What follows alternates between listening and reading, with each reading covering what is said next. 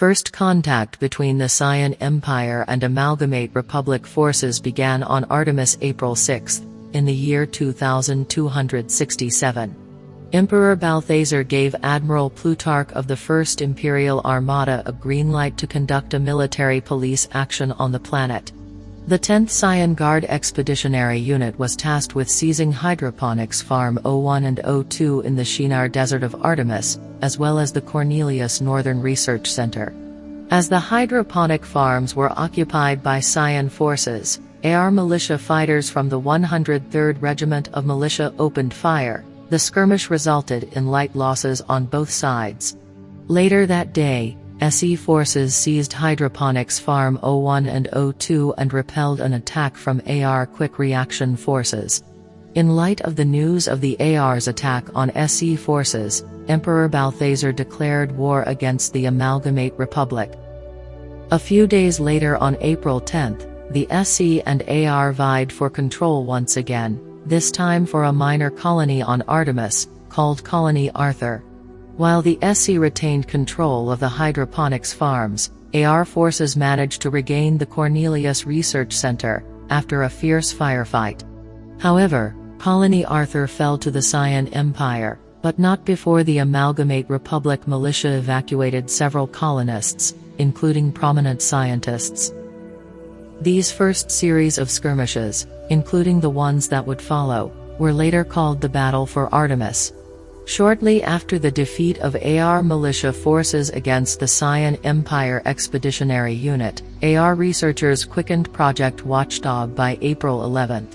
Although prototypes were available for the most elite members of the AR prior to the battle, many of whom previously served in the Scion Empire, there were not enough armor kits for every fighter in the Republic.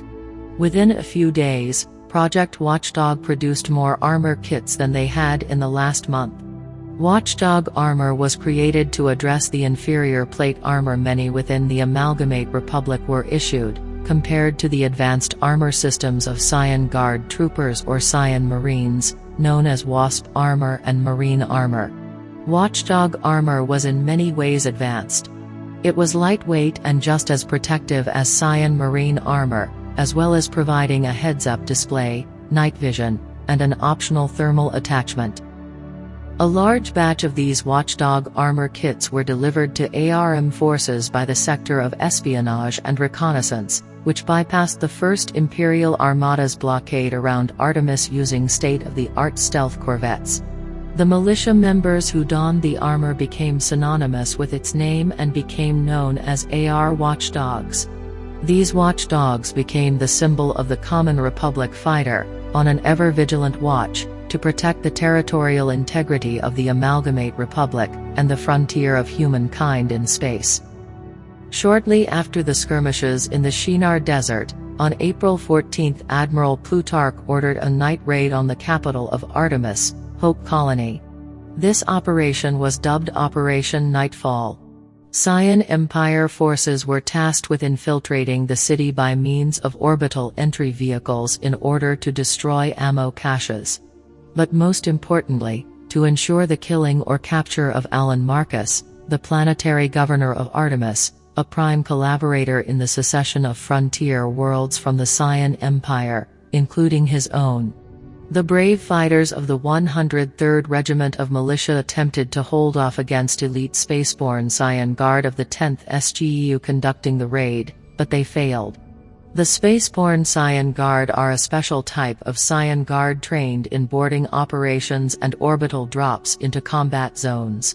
The watchdogs protecting Governor Marcus in a bunker beneath Hope Colony were overwhelmed by the breaching party of the spaceborne Scion Guard and killed. SE forces detained the governor and extracted the HVT under heavy fire.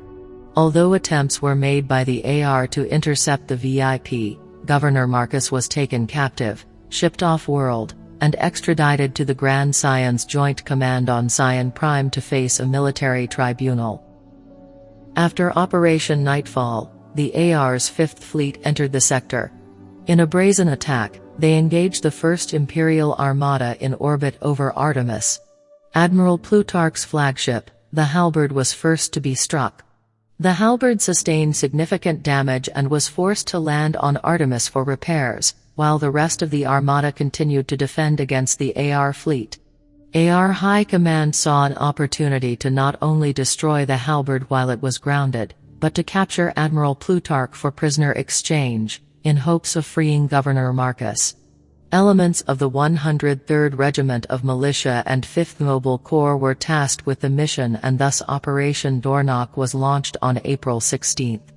However, the operation turned out to be a complete disaster for the Amalgamate Republic. Nearly 90% of the forces deployed in the operation were destroyed, as Admiral Plutarch's 10th SGU formed a strong defensive perimeter around the halberd. Shipboard cannons as well as SE infantry and mechanized forces repelled wave after wave of AR airborne and seaborne militia attempting to board the vessel.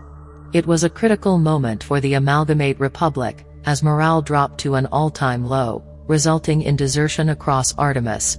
The Amalgamate Republic missed their window of opportunity, and with the halberd repaired, Admiral Plutarch rejoined the 1st Imperial Armada in the space battle against the 5th Fleet. Both fleets sustained minor losses, however the 5th Fleet was outnumbered and forced to withdraw back to Dinov, the capital of the AR. Without the help of the Amalgamate Republic Navy, AR militias across Artemis retreated deep within the jungles, especially the remnants of the 5th Mobile Corps. By April 17 the Cyan Empire had established a foothold on Artemis. As a result, the Grand Scion's Joint Command ordered the 17th, 37th, and 3rd Scion conscript divisions to protect the planet as PDF forces, while the 1st Imperial Armada would proceed with the war effort against the Amalgamate Republic.